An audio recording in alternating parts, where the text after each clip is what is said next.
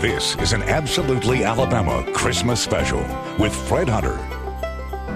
Welcome to our annual Absolutely Alabama Christmas special. We hope you and your family are having a great holiday season, and welcome to Whoville, otherwise known as Enterprise, Alabama. And who better to welcome us to Whoville than the mayor. Mayor Cooper, thank you so much for having us. Any other day you would be the mayor of Enterprise. Today you're the mayor of Whoville. Talk a little bit about the holidays in Enterprise. Okay, Fred, this is one of the many events that we have each year downtown, and this has probably been one of the larger turnouts. But this has been a busy week. On Tuesday evening, we had our annual Christmas parade, and on Thursday evening, we had our tree lighting down at City Hall. So all of this contributes to our idea of trying to promote Christmas in our downtown area. And as you can see, that the people of Enterprise and the community and the Wiregrass have really turned out, and this has turned out to be a grand gala affair. Well, Mayor, thank you for having us in Enterprise or Whoville, and we're looking forward to a great Christmas celebration. Yes, and likewise with our city and all of our citizens and whatnot, we would like to say Merry Christmas and the most prosperous Happy New Year, and thank you for you and your staff coming down and giving us this time. All right, thank you, Mayor. Obviously, this is a very family-friendly event, and you know, earlier this year, we met another family spending a lot of time together. They were the Cavers over on the beaches in Baldwin County. And next, we're going to take you to a spot which is unique in all the world. It's called the Ave Maria Grotto, and it's absolutely Alabama. Brother Joseph started building these miniatures probably in the early part of the 20th century. He didn't see any of them except for about 3 or 4 of the structures that are here. Most of them he just saw postcards, pictures, and magazines and things of that sort, and basically became probably one of the greatest folk artists, I think, in Alabama, and built this park. And then he passed away in 1961. This has been a year unlike any other, but you still have an opportunity to make this a Christmas unlike any other. Stop, see the sights, and listen to the sounds of the Ave Maria Grotto. We thought, you know, this has never been lit up at night in the 85-year history of the grotto. We decided this year to do it again and make it an annual event. Really want to make this something real special. Even after Christmas, we're going to have it open the 26th, the 30th, and 31st, starting at 4 p.m. It's open to 9 p.m. The gift shop is open as well, so we'd love to have people come and just experience Brother Joseph's work at night. And what would Brother Joseph think about his creation presented in such a way? It wasn't really about him, it was about God. He wanted people to experience the awesomeness and the wonder of God, and so anything I think that would bring that out in people, I think he would really appreciate and really enjoy. It's a place where you can come and you can really, you know, feel the Christmas spirit, what it's really about. Well, Christmas present is almost Christmas past now, but there is still time to stop and reflect on the meaning of the holiday season. The Ave Maria Grotto is a place unique in all the world, and it is absolutely Alabama. When COVID hit, it shuttered our businesses. We run a charter boat, and we've been doing professional family beach photography for 20 years down here. So we decided not to run the charter boat, just turn the keys off and weather the storm.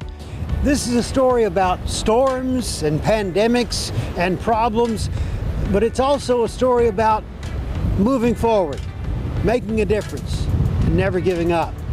Instead of focusing on what they couldn't do, the Caver family turned their attention to something they could. Really, it started with my husband. It's kind of always been a thing. Anywhere we go, if there's trash, he's gonna pick it up. And if there's such a thing as a clean gene, the Cavers passed it on to their son, Oliver. Oliver is actually a pretty clean kid. When I ask him to clean up his toys, he cleans up his toys. His room's pretty clean. Oliver is a worker. We'd go on 2 and 3 mile walks with Oliver, and he really got into picking up the trash. So far, Oliver has picked up over a ton of trash, which the family weighs after every trip. He sees his efforts as a way to have fun and help out. Taking out trash is fun. It saves the sea turtles. When I go to the beach with Oliver, that's one of the first things we do is pick up trash. Now the Caver family has found a new way to spread the word about their efforts. I'm always trying to make little rhymes and be cute with him, and I look over and I said, Oliver, litter, litter, please come here. Jump in my bucket, you've nothing to fear. And he was like, Dad, that's amazing. I went home and told Maggie about it, and she's like, that's kind of neat. Maybe we should write a children's book about it. Next thing you know, we've got a children's book. We can do it, can't you see? Making a difference starts with me. I can honestly say the past year has been the best in my life because I've spent just about every waking minute with my family. And Oliver agrees. It's fun to spend more time with my dad. Well, the Caver family certainly spends a lot of time together, like a lot of families are doing here today in Enterprise, or as it's known for one day out of the year, Whoville, as they celebrate their Christmas in a very special way. But next you're going to meet a man who spends one day out of the year all alone for a mountaintop experience. And then we're going to take you for a walk through the pages of history when we take you to ARAB and their famous Heritage Center.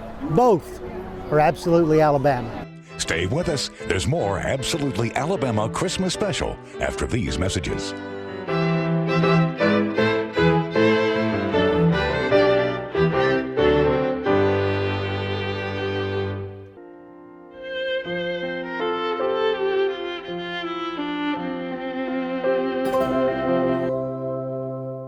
There was a society that formed back in the 1980s, and it was just a group of citizens that came in. They didn't know much about the history of Arab. They asked around, and it seemed like nobody knew anything about the history of Arabs. And that's just kind of where it started. They were able to put booths together that really stand out and represent what was here, what was once Arab.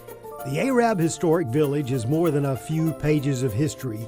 It speaks volumes about a bygone era. It's a hidden gem, and I've seen several of these buildings be constructed here and brought in here, and it's just it's an asset to the community. There may be a few people watching this who actually know what this is. It's a telephone switchboard. It came with something called a telephone directory. It's just a small sample of what you'll find here at the Historic Village in Arab. All of the rooms that we have here in the museum, they were once businesses here in Arab. And so we have doctor's offices, pharmacies, our first pharmacy, our first doctor's office, the first barbershop, Fleming's Barbershop. We have the boarding house and then the stagecoach inn. So all of these places, all of these booths that we have here in the museum, they just represent local businesses that we once had here in Arab. There are numerous historic buildings in the village, including an old schoolhouse, a church, grist mill, a working blacksmith shop, a country store, and Katie's favorite is a must-see. There's a house next door, it's called the Boyd House, and Miss Lola Boyd, she lived here in Arab all of her life, 99 years, so we were able to get that. It was willed to the village, and so we have her home, and it's just beautiful. It's a beautiful place, so personally that's my favorite here at the village. And as the holidays approach, Arab extends a special invitation. This is our 27th annual for Christmas in the Park. We hang about 2 million lights here. There's activities in all the buildings for the kids to enjoy, so come out and enjoy that with us. A walk through the homes in the historic village here is like a walk through the pages of history, and not just the homes themselves, but the treasures you'll find inside. It's what makes Arab, Arab, and absolutely Alabama. Bless the Lord, O my soul, and all that is within me, who satisfied thy mouth with good things, so that thy youth is renewed like the eagles. I say about 12 years ago, he decided he would want to celebrate his birthday just a little bit different.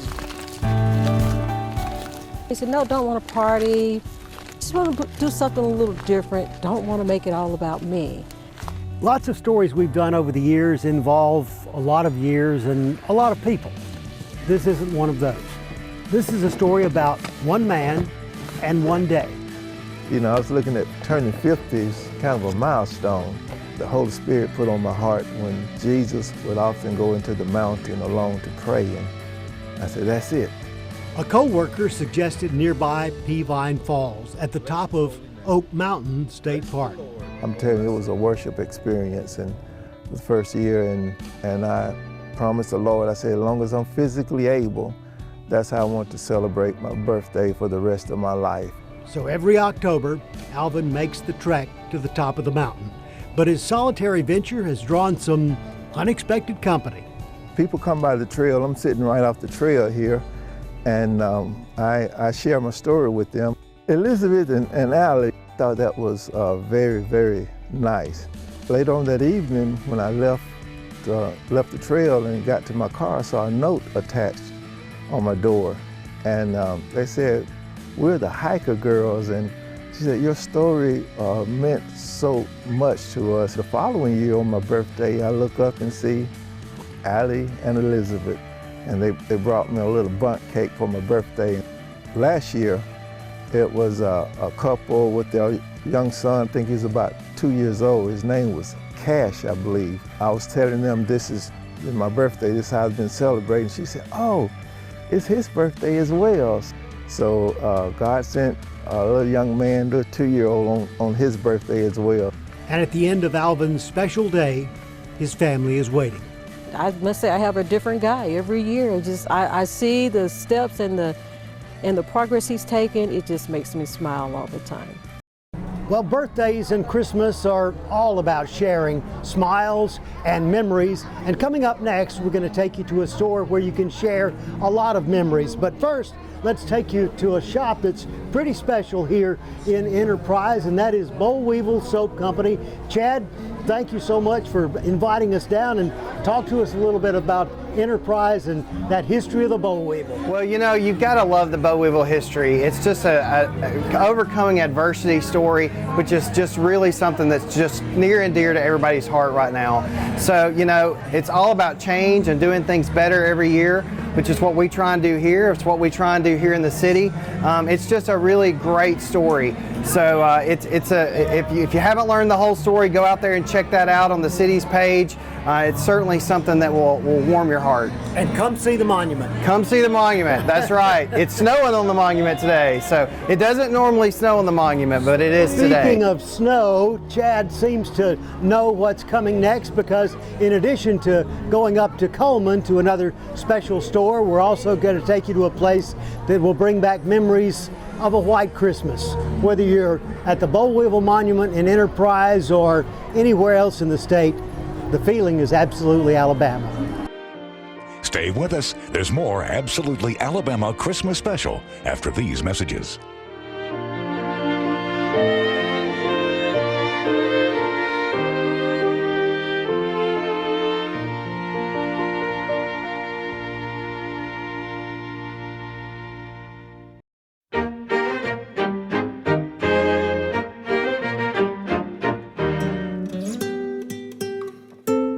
If you're dreaming of a white Christmas, meteorologically speaking, I can't promise that. But if you want that white Christmas feeling in your tree, I'll tell you a place that can. It's called Pine Hill Farm. It all began with a tractor. My husband really desperately wanted a tractor. And so he figured if he had a farm, he could have a tractor. Although Carlene Walker's husband, Cary, says the roots of the tree farm date back much further. It started, I guess, when I was a year old, when my mother and daddy brought me to this place. I've been here ever since. Whatever the origins, today Pine Hill Farms has an old-time Christmas feeling. Our slogan for the farm is an old-fashioned Christmas experience. Everyone feels depleted, you know, from the staying at home and not being with loved ones, and they want that wonderful this is home and tradition.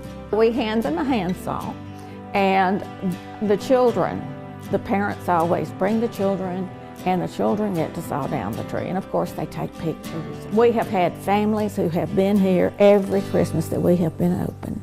Of course, if you just want to pick a tree already cut, Pine Hill Farms will load it up for you. Or if you can't come to the farm, the Walkers will bring Christmas to you. Somebody says, I want an 8-foot tree and I want it lightly flocked, and I want multicolored lights on it, and I want you to bring it to me. We bring it to him, we take it inside and set it up. We come by and pick the tree up and take it and dispose of it. Yes, they can bring you a white Christmas. We saw that there was an outlet, and it was called flocking. So we started actually creating a white Christmas for those people that wanted it. If you already have a tree, the farm features a gift shop as well. We decorate for Christmas every year. It takes us from July until the day we open. It's full of ornaments, all different prices, and decorations and gift ideas. And we're very proud of our shop. Christmas on a tree farm is a year-round experience. My advice to anyone who wants to start one, don't. It's tremendous work, but it has been a blessing. Well, we're glad you joined us for our visit to Pine Hill Farm. So when you come here, you can take a deep breath because it smells like an absolutely Alabama Christmas. The dream was, eventually have a standalone store that we could put stuff in that would be heirloom grade things that you could pass down, like my grandmothers wanted their grandmother's stuff. In the old days, there used to be a store called the General Mercantile Store where they sold, well, just about everything. In Coleman, there's a place like that now where the past is part of the present and the future. Ryan Ashley grew up in Coleman, working at his father's pharmacy, little knowing it was preparing him for a future which would involve taking a step back in time and opening his own store called Ashley Mercantile. This building here was built in 1904. This building the space we're standing in right now was a mercantile when it was first built. And we try to make sure it's warm and inviting, and it just takes you back to a time when things were a lot simpler and a lot less chaotic, and just a kind of a getaway. We've had people that have gotten quite emotional when they're like, that smells like my grandpa, and the lady was crying. I said, well, are you okay? She said, well, that's the first time I smelt him in 17 years because he died. And I was like, well, I'll be up front crying too. So, because I don't want to ever become callous to life, because life is emotional. We just try to take care of people here and not going to chase, hound people about buying stuff. We're just going to try to educate them on what's in here, why I chose to buy it, and make sure that they have all the information they need to make a decision if they want to buy the stuff that we carry. If we can find it here in Alabama that's good quality at a good price, then we'll buy here, because that's where I'm from, and we want people to know that we can do really cool stuff here in the Southeast and in Alabama. I grew up selling drugs with my dad at the drugstore, and went to school for business for that, and making sure that, and now I tell people, I said, what do you do? I said, I sell a bunch of candles for a living. A bunch. Well, Christmas candles certainly are part of a Christmas tradition, just like turning Enterprise into Whoville has become a tradition. And now we'll bring you the story coming up next of another tradition observed annually in downtown Montgomery, and also the story of a new trail that observes another tradition. It's the story of the National Civil Rights Trail, and it's absolutely Alabama. Stay with us. There's more Absolutely Alabama Christmas Special after these messages.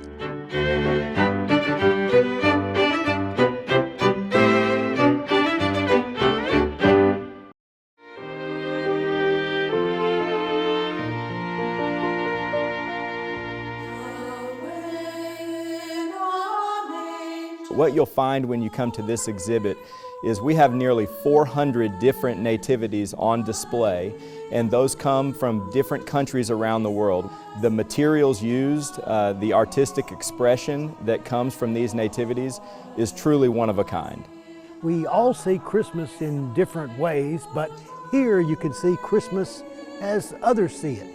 It's a celebration of Christmas around the world. We have a lot of volunteers, both of our faith and of other Christian faiths here in the community, that have come together to put this exhibit together to provide the community with an opportunity to celebrate the birth of the Savior. There is a true global reflection of the season as exhibited with this African nativity. What I really enjoy about it is the coming together of the animals and the people around the birth of the Savior. We have nativities made out of Alabama clay, which is harvested from the Coosa River. And each nativity reflects the country of its creation. It reflects their culture, and so we are grateful for that, and it provides a much broader global perspective of the influence of the birth of Christ. The exhibit is on display annually at the beginning of the holiday season, but if you missed it this year, rest assured planning for next year's Interfaith Nativity exhibit is already underway, with a common purpose in mind. We all can come together as a community during this Christmas season, and we can do as the Savior did, which is to light the world. You hear people complain sometimes that Christmas has become too commercialized. If that's you, I encourage you to visit the annual Interfaith Nativity celebration here in Montgomery. It will help you see the reason for the season and make you realize that Christmas around the world can be absolutely Alabama. 25 million people a year come to Alabama and they spend $16 billion, particularly with what the Equal Justice Initiative has built in Montgomery. A lot more people now are coming to see the Civil Rights Trail in Alabama than ever before. People are surprised to find out that George Wallace was governor when the State Tourism Department created the first Black Heritage Guide in the country. We did the Alabama Civil Rights Trail in about 2004 and updated it every year. The Birmingham Civil Rights Institute is just one stop along what has become known as the National Civil Rights Trail. Alabama had a civil rights trail for about 15 years, and other southern states wanted to participate. I said, let's put a list together of sites in your state that people should come see. Lucky Advertising here in Birmingham put together a spectacular website. A couple of years ago, I was talking to Dr. King's daughter, Bernice King, and she said, y'all have a beautiful website for the Civil Rights Trail, but you need a book. Since I was a newspaper reporter in my first life, I wanted to make a reasonably short story about each of the 14 cities, about why they are significant in terms of civil rights history. People who have never been to Montgomery before are amazed when they get to Dexter Avenue and they see where the state capitol is, and a block from there is Martin Luther King's church, where the civil rights movement started. A lot of people have not been to Tuskegee, where the Tuskegee Airmen were created as an organization. This building where we are, and across the street at 16th Street Baptist Church, that this is going to be part of essentially a national park. What happened here, which means the South, changed the world, and it really did. Both the nativity scenes and the civil rights trails do tell stories that change the world, but next we're going to be changing seasons on you as we move on up to Ellick City and take you for a ride on the Yellow Top Ice Cream Shop. And also, Christmas is about treats, as you know, and if one of yours is peanut brittle, we're going to show you where you can get some of the best. The Yellow Top Ice Cream Shop and peanut brittle, absolutely Alabama. Stay with us. There's more Absolutely Alabama Christmas Special after these messages.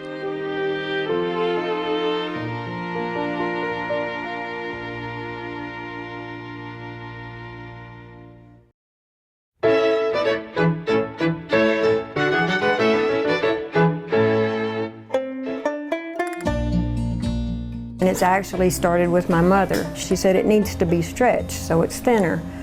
And she made it for her family for Christmas presents. She had to have knee surgery and she couldn't make her candy one Christmas, and she was very upset. And she said, I wish you would learn to make this. And I said, oh, okay. Jane Gammon's mother was Berta, and today the peanut brittle made from her family recipe is called Bert's Brittle.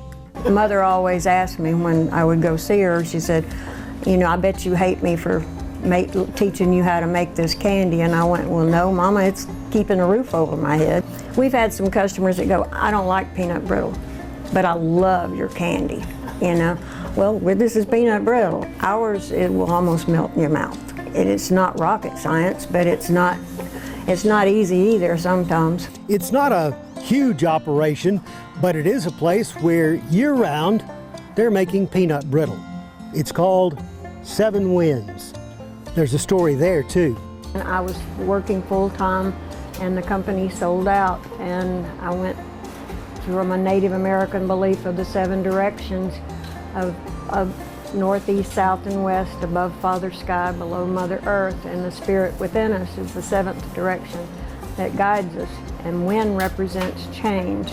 So it was a spiritual change for me to try to take on my own business and be responsible for my own life. Jane and the ladies in her kitchen are now responsible for making peanut brittle by the gallons, distributed to a few retail outlets and shipped to loyal customers everywhere. We have a retail store here, it's small. The other things that we do are jams and jellies, and we do pickles, and we have a few pickle addicts. We grow the garlic and the dill and the cucumbers here because you can't get that kind of stuff fresh enough to process it. And we do a little cookie, it's called a tea cake cookie, and that's one of our big sellers. Our customers are absolutely awesome. Part of it is just the gratification you get from people loving your product. For people who tell Jane they don't like peanut brittle, she has a simple answer. Well, it's because you haven't had my peanut brittle, and now I have. And it is absolutely Alabama. My grandson Hamilton and Jackson, they called me and FaceTimed me and told me about a job that they had for me. They said, Grandpa, we got the best job for you on the pontoon boat. And I said, what's that? They said, selling ice cream. This is a story about families and summer days on the lake, but it's also the story about memories and yellow tops and ice cream.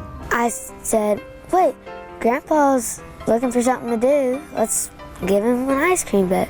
And at first I was like, he ain't gonna start this. Like, it's just gonna be one of those ideas that never happens. And then it actually happened. And I said, all right now, I'll think about it. But I said, if I do, y'all gonna have to work the ice cream. I said, no more swimming in the water and fishing. We're selling ice cream. They said, okay, we will. True to their word, Jackson and Hamilton are now first mates on board the Yellow Top Ice Cream Shop, helping Richard and their grandmother Julie deliver lots of smiles to their friends and neighbors on Lake Martin. The promise that I made was I will come down there and help you, but I also made that promise with my dog, and it never happened. Yeah, that's... But where there's ice cream involved, that's a little different. Oh, yeah. I'll do anything for ice cream. From the beginning, the Yellow Top Ice Cream Shop has been a family affair. My 2 college students, grandchildren that's going to college at Auburn, Micah Bartlett and Mackenzie Bartlett, they were visiting at the camper, and we was trying to debate what kind of name we're going to name this ice cream shop. And so they looked at it, the pontoon boat, and they said, what about the Yellow Top? Because we had one Bimini top on it that was yellow, and they said, okay, that sounds good. We chose early on to support the Children's Harbor with free ice cream for the campers and the workers as God provided. We're having a great time, but it's not about making the money as it is about making the memories and being a blessing to other folks. In addition to memories, there are also benefits for Jackson and Hamilton.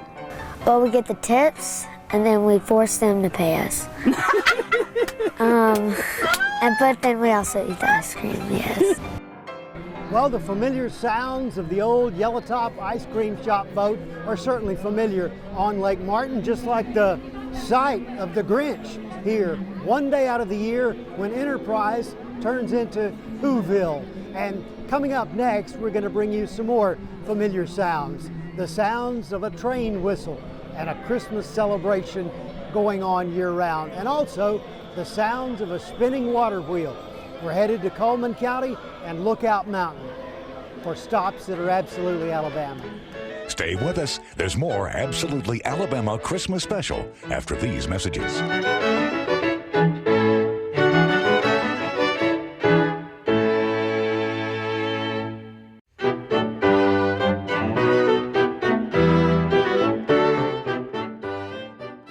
It started with my husband getting a gas pump for Christmas, and so we built a little gas station to display it, and then we got a sign for it, and then my last name was Mullins, so we collect a lot of Mullins stuff. If ever there was a year for looking back to a simpler time, this is it. So, all aboard. I like Christmas, so I have a Christmas room. I started it probably 15 years ago, just adding and adding and adding and adding. It started out in my living room, and would have to take it down every year, and my husband was like, you're gonna have to quit taking this down, because it would take a week to put it up and another week to take it down. So we just started putting it up here, and it's up and it doesn't have to come down. So the Christmas trains run year-round at Route 12 Relics in the Cullman County community of Good Hope. This is where my husband's parents, his step-parents lived, so we just made it into a museum so people could enjoy it. Made the outside sort of look like a barn. We're on the barn trail, so we have some people that'll just drive by to see the barn and drive up and just want to take a picture, and then they're like, well, what's in here? And we'll say, oh, a museum, and they're like, oh, well, we want to see, and they don't realize that it doesn't take 5 minutes. It takes an hour or two to get to see everything, and you really still don't see everything, because I see things that I don't remember I had when I walk in here. JOQUITTA has a full-time job as a teacher, so her old-time schoolroom is one of her favorites. And the newest addition to Route 12 Relics, a little red schoolhouse, as the collection continues to grow. In the back we have a gas station that has old oil cans and old gas and oil stuff. And in the age of the never-ending cell phone call, there's even a payphone. It took like 4 of our friends to get it in here, and it's just unique. We're running out of room, but my husband, his little mind's just always thinking, and he'll come up with, oh, I need to build this and I need to build that, and I'm like, we gotta rest a little bit. It all began with a single gas pump, but Route 12 Relics has grown a lot. It's literally a chance to see and touch the past, a past preserved, and absolutely Alabama. I've worked all kind of jobs, construction, worked with what funds I got, and most of my funds are going in on this mill. I ended up never marrying because I'm a adventurous type. I'm always on these missions. In this part of our state, there are men who live in the mountains, and there are mountain men. Roger Lee would be a little of both. I've always loved watermills, and I finally figured out the only way I can get a watermill is build one. So he did, because somewhere along the way, Roger developed a sense for self-sufficiency. This alternator that charges through the disconnect into the batteries, and then that goes through a 3,000 watt inverter to AC power. And I planned on running lights with its own power. The pulleys over here that go upstairs to run the grist mill for making corn, the shaft will turn that mixer that mixes feed. Also will turn the wood splitter out here. I'm not going to run out of water. I can split as long as I hold out. When he isn't busy adding to his mill, Roger's looking after his birds and his bees. He harvests honey from his hives and raises quail. The little chick is starting to peck, pecking out. He's going to peck around this, and it'll make a little hatch, and he'll break it loose, and it'll just flip over, and it'll come out there. My bees are wild bees, and by that I mean I catch bees in the woods around an old beehives in a bee trap, and I put them in these hives. And these bees, I think, are hardier. Roger's had some problems lately with a hardy bear population, helping themselves to his corn before it ever makes it to his mill. 2 nights in a row, they hit this patch. And so I had to do something, so I got biologists and we put up the hot wire fence.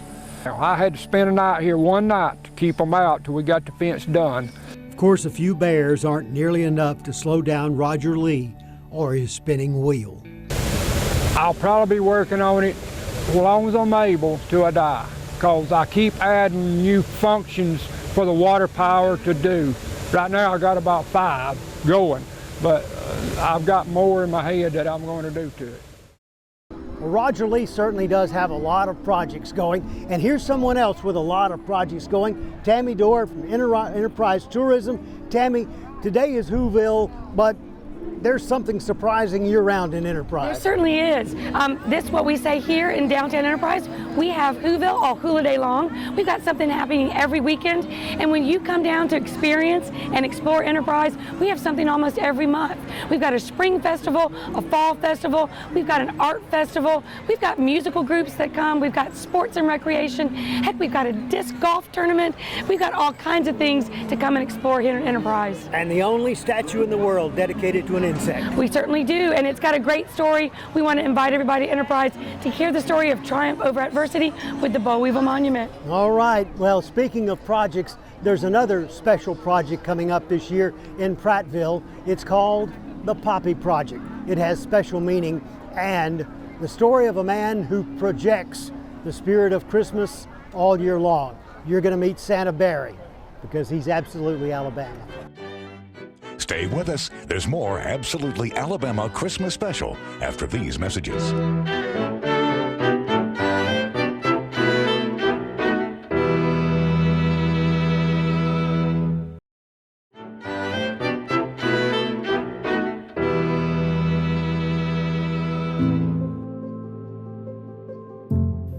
In Flanders fields, the poppies blow between the crosses, row on row.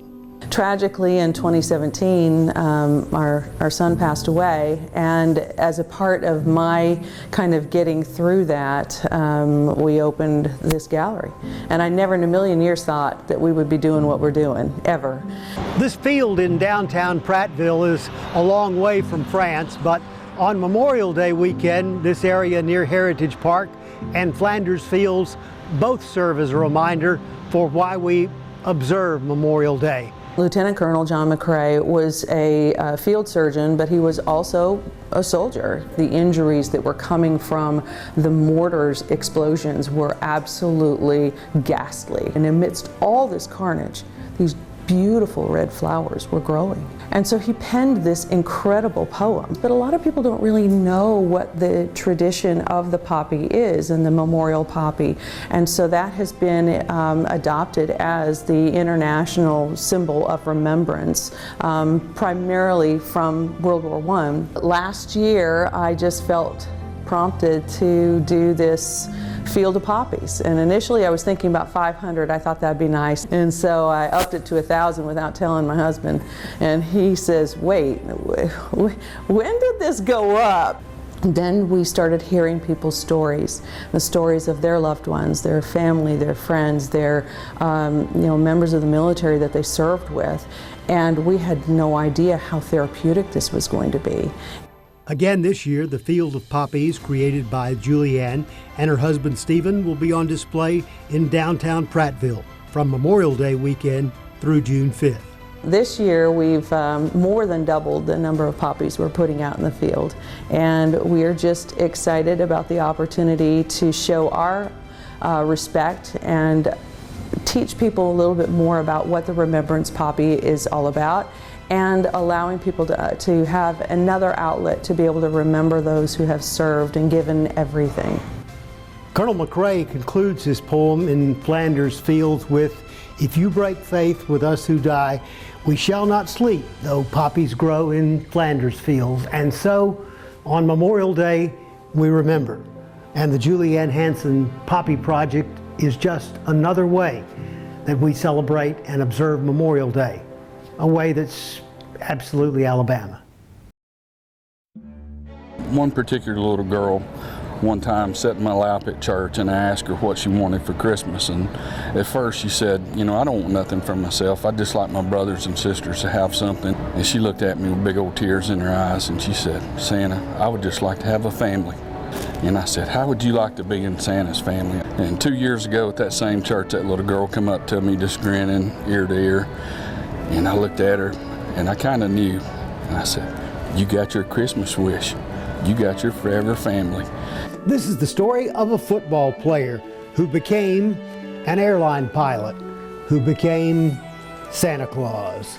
Oh, Merry Christmas. And if ever there was a man with a heart for Christmas, that would be Barry Cummings. It's actually his heart which led him here. Santa had to have his chest cracked. Had to have 4 bypasses in 2001. So that pretty much clipped my flying wings for a while. But Barry was far from grounded. And started growing a beard one day and walked into the drugstore to get my medicine. He says, hey, you look like Santa. Said, as a matter of fact, we're thinking about having a Santa. And would you like to be our store Santa? Barry went from local store Santa to being rated one of the top 100 Santas in the world and began helping others do the same. I went and got 3 degrees in Santa school. And now I'm an instructor for the Santa in the business of being Santa.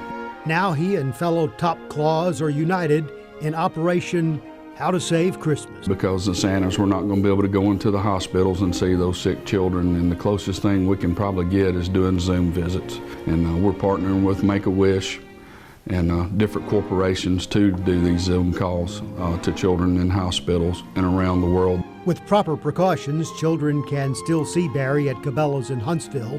Yes, even in the middle of a worldwide pandemic, there is a Santa Claus. Santa doesn't ever disappear. He'll always exist as long as there's love and joy and secret giving and sharing kindness with others. Santa always exists. Santa will never have a blue Christmas.